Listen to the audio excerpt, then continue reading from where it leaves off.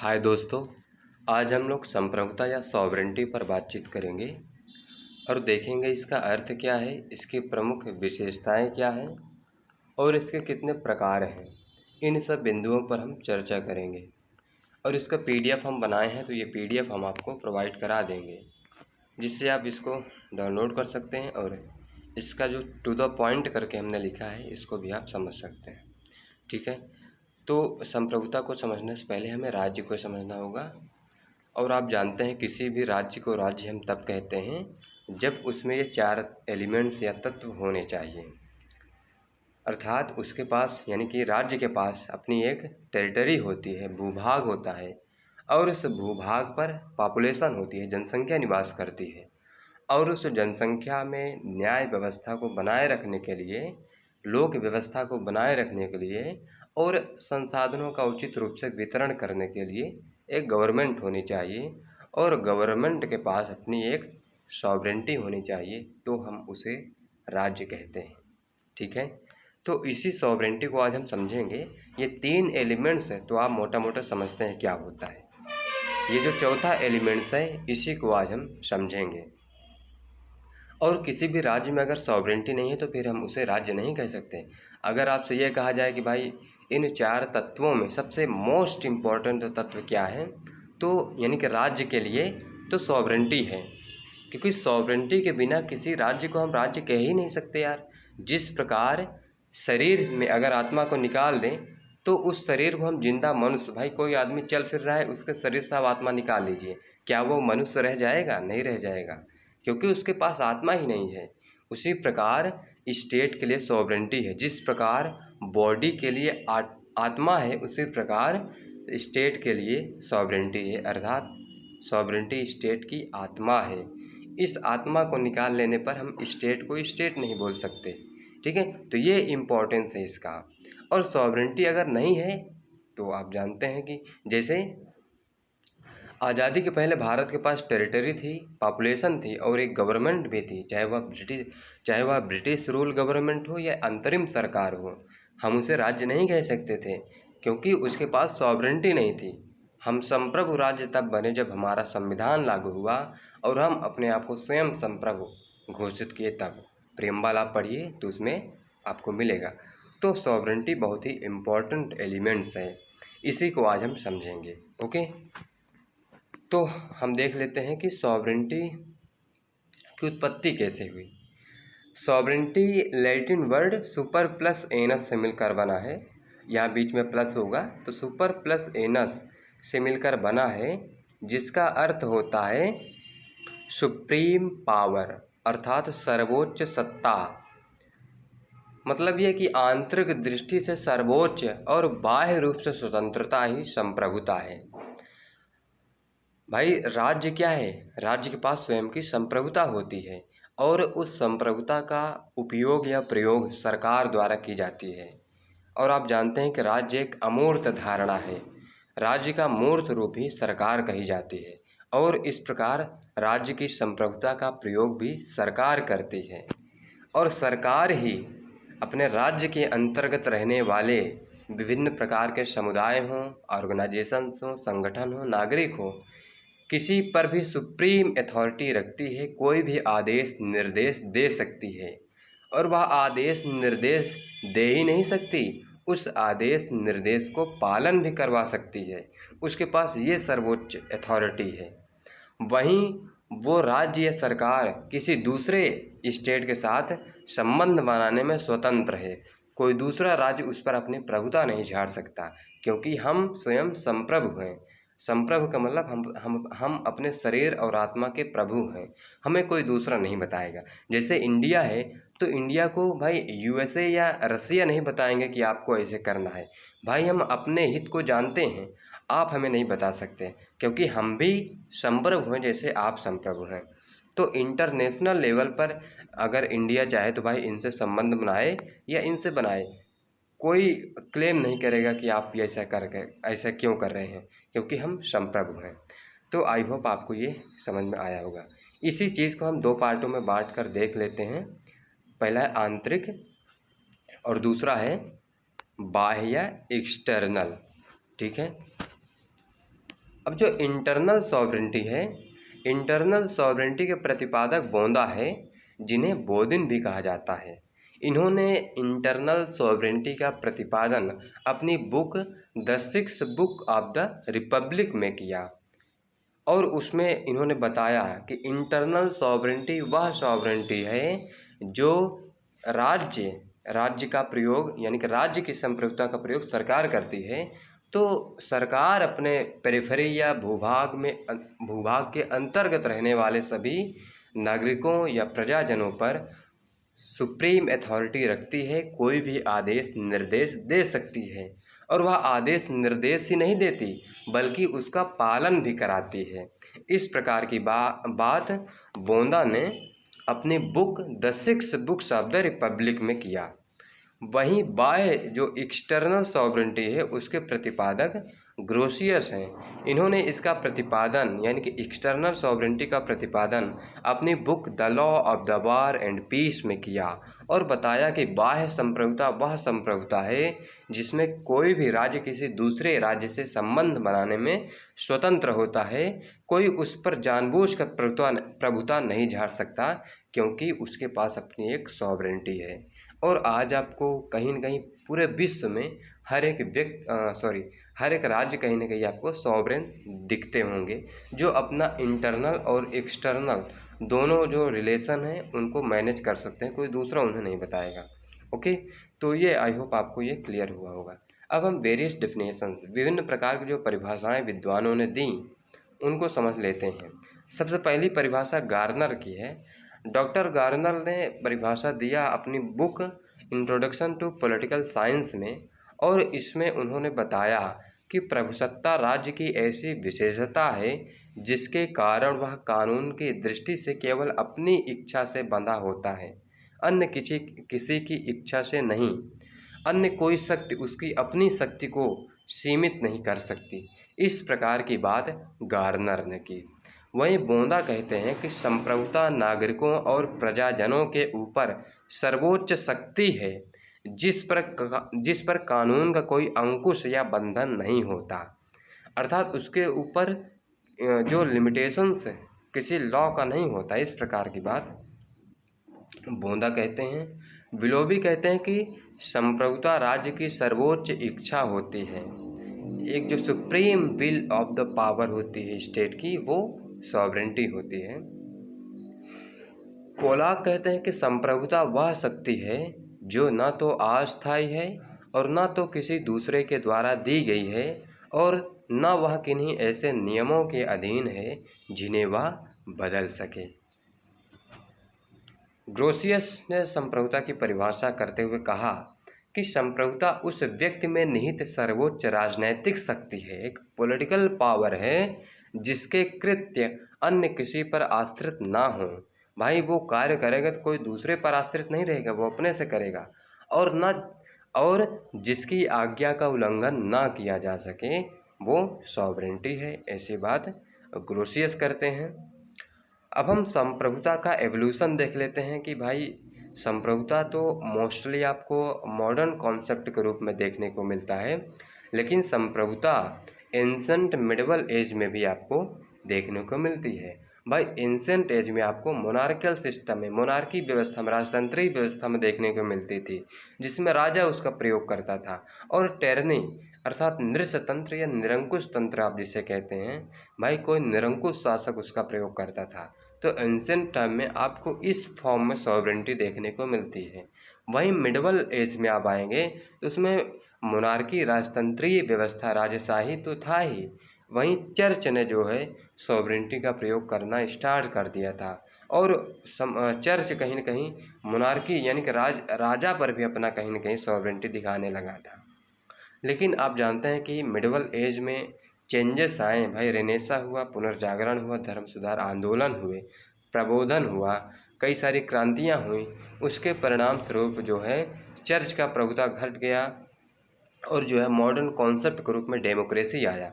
तो आपको अब मॉडर्न एज में कहीं न कहीं मोनार्कियल सिस्टम और डेमोक्रेसी में देखने को मिलने लगा।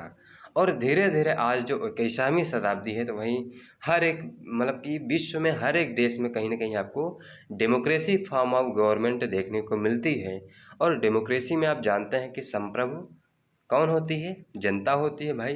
पॉपुलर सॉवरेंटी यानी कि लोकप्रिय जो संप्रभुता है वो होती है भाई जनता, जिसको चाहे वो सरकार बनाए और सरकार से काम करवाए। तो इस तरह जो है सॉवरेंटी का एवोल्यूशन रहा।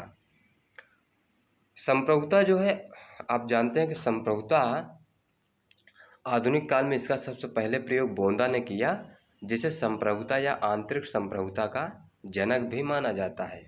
ठीक है, अब हम संप्रभुता के साइलेंट फीचर्स देख लेते हैं, मुख्य विशेषताएं क्या हैं इसकी। अकॉर्डिंग टू गार्नर यानी कि गार्नर के अनुसार हम देखेंगे कि संप्रभुता की क्या विशेषताएं हैं। ओके, संप्रभुता की जो सबसे प्रथम विशेषता है वो है एब्सोल्यूटनेस यानी कि निरंकुशता।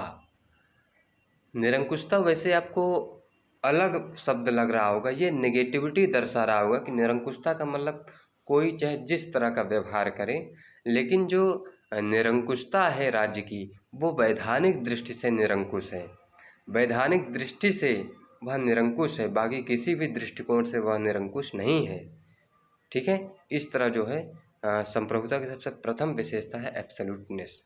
दूसरा है यूनिवर्सलिटी अर्थात सर्वव्यापकता। सर्वव्यापकता का मतलब है कि एक देश में हर जगह विद्यमान रहती है सॉवरेंटी।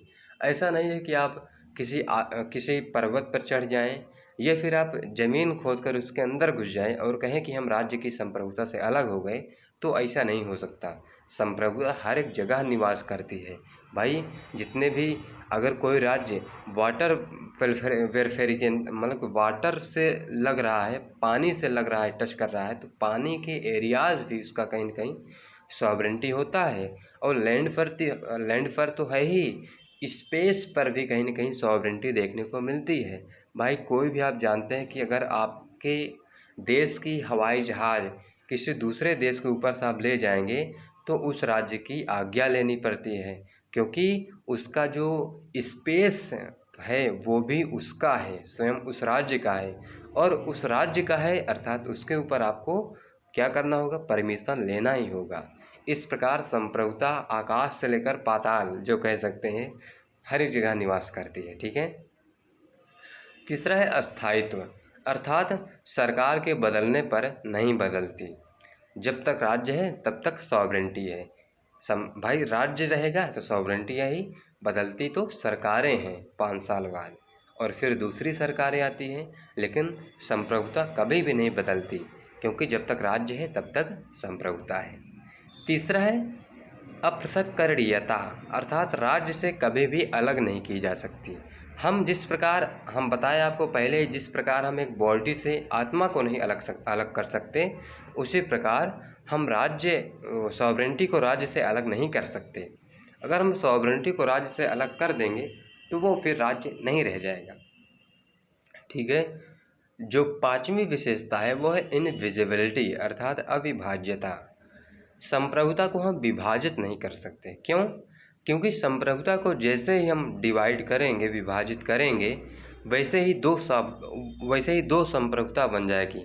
और दो संप्रभुता बनने का मतलब ये होगा कि दो राज्य बन जाएंगे। इस प्रकार संप्रभुता अकेली है, उसे हम डिवाइड नहीं कर सकते।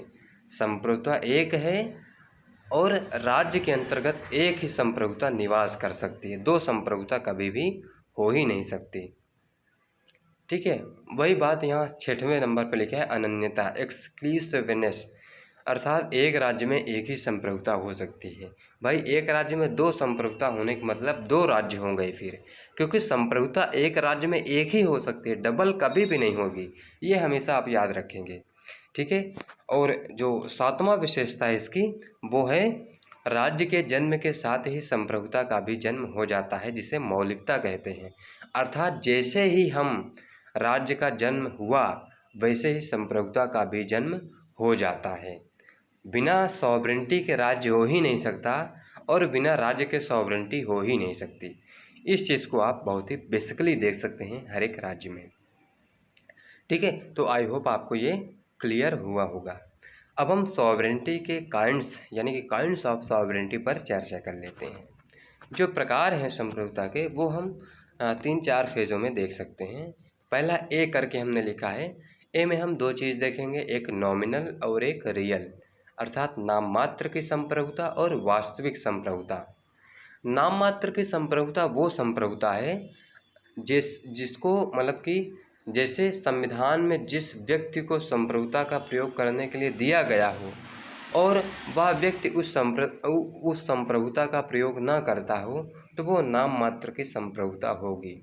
भाई जैसे संविधान इंडियन कॉन्स्टिट्यूशन में लिखा है कि सभी कार्यकारी यानी कि सभी एग्जीक्यूटिव पावर का जो सदस्य होगा, जो प्रयोग करने वाला होगा, वो प्रेसिडेंट होगा, लेकिन प्रेसिडेंट नहीं करता उसका प्रयोग वास्तविक रूप में प्राइम मिनिस्टर करता है, प्रधानमंत्री सहित उसकी मंत्रिपरिषद करती है। इस प्रकार जो प्रेसिडेंट है या ब्रिटिश किंग हैं, ये क्या है, नाम मात्र के सॉवरेन हैं।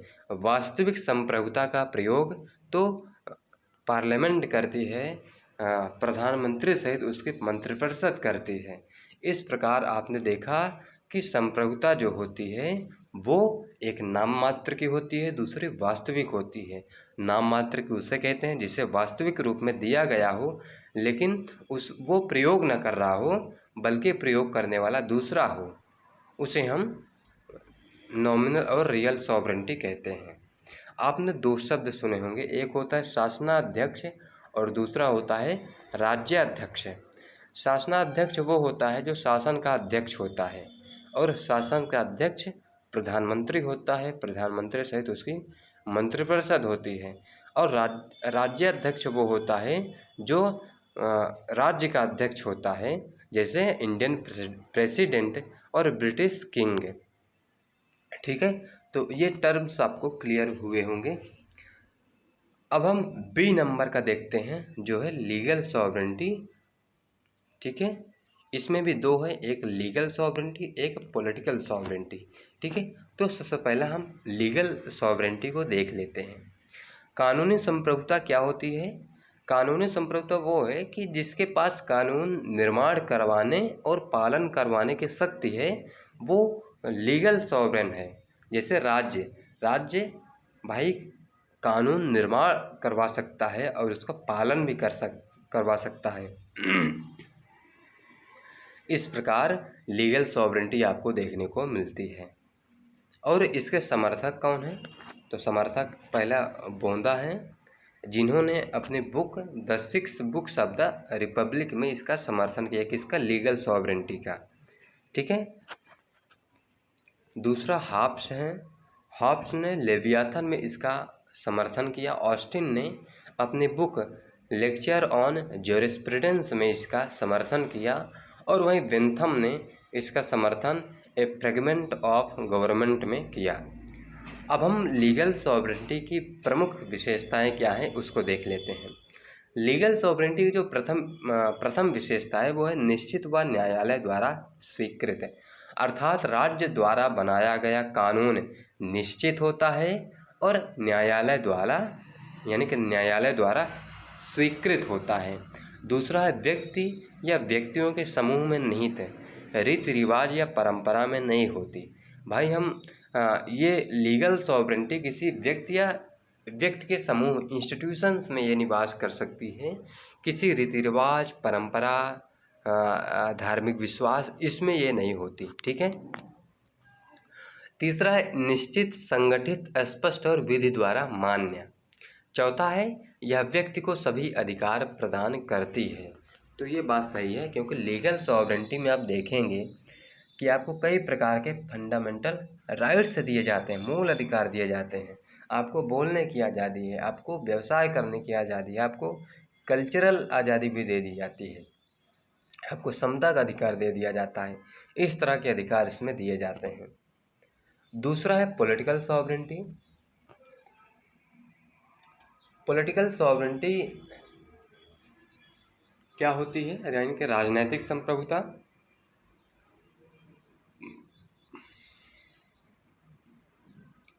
राजनीतिक संप्रभुता वह है कि यानी कि जो शक्ति, यानी कि वह शक्ति जो सरकार के निर्माण में योगदान देती है उसे हम पॉलिटिकल सॉवरेंटी कहते हैं। और सरकार के निर्माण में कौन योगदान देती है? वो जनता देती है। भाई सरकार का निर्माण जनता के चुने हुए प्रतिनिधियों के माध्यम से होता है। इस प्रकार सरकार के निर्माण के लिए जो योगदान दिया जाता है वो पॉलिटिकल सॉवरेंटी है, जिसका प्रमुख योगदान जनता द्वारा दिया जाता है। इसके समर्थक जो हैं वो लॉक हैं। इन्होंने अपनी पुस्तक टू ट्रीटाइज ऑन गवर्नमेंट में इसका समर्थन किया। वहीं डायसी ने इसका समर्थन introduction to the study of law of the constitution में इसका समर्थन किया, जिसे शॉर्ट में लॉ ऑफ द कॉन्स्टिट्यूशन भी बोला जाता है। गिलक्राइस्ट ने इसका समर्थन प्रिंसिपल्स ऑफ पॉलिटिकल साइंस में किया। वहीं लीकॉक ने इसका समर्थन अपनी book elements of political sovereignty में किया। और गवर्नर ने इसका समर्थन पॉलिटिकल साइंस एंड गवर्नमेंट नामक अपनी पुस्तक में यानी कि बुक में किया। तो इस प्रकार इसके समर्थक भी हम देख लिए। अब प्रमुख मान्यताएं क्या हैं? तो मूल रूप से निर्वाचक मंडल अर्थात जनता द्वारा ये निर्वाचित होते हैं, जो सरकार बनती है जिससे, ठीक है। जो तीसरा प्रकार है जिसे हम सी करके लिखे हैं, यह डी ज्योर सॉवरेंटी और de facto sovereignty. D jure का मतलब वैध संप्रभुता और डी फैक्टो का मतलब यथार्थ संप्रभुता। इसकी मान्यता क्या है? संविधान द्वारा दिया गया विशेषाधिकार जो वास्तव में प्रयोग ना करता हो, जैसे कोई प्रेसिडेंट है। भाई हम संविधान में विशेष अधिकार आपको दे दिए किसी प्रेसिडेंट को, लेकिन उसका प्रयोग वो नहीं कर रहा है, डी फैक्टो, बल्कि कोई दूसरा कर रहा है जो वास्तव में या यथार्थ में शासनाधिकारी हो परंतु संविधान में ना हो, जैसे मिलिट्री रूल कोई। भाई जैसे पाकिस्तान का उदाहरण ले सकते हैं, जो उसके संविधान द्वारा जो विशेषाधिकार दिया गया वो किसी दूसरे को, प्रेसिडेंट को दिया गया, लेकिन उसका प्रयोग कभी कभी आपको मिलिट्री रूल जैसी व्यवस्था में देखने को मिलती है। इस प्रकार डी ज्योर और डे फैक्टो सॉवरेंटी आपको देखने को मिलती है। अगला जो संप्रभुता का प्रकार है वो है पॉपुलर सॉवरेंटी, जिसे लोकप्रिय संप्रभुता कहा जाता है। और इसके जो जनक हैं वो रूसो को माना जाता है। रूसो ने अपनी पुस्तक सोशल कॉन्ट्रैक्ट में इसका वर्णन किया। अल्थुसियस ने इसका जो समर्थन किया वो पॉलिटिक्स में किया। और मार्सेलो ऑफ पेडुआ ने इसका डिफेंसर पेसिस में इसका समर्थन किया। प्रमुख योगदान क्या है पॉपुलर सॉवरेंटी की?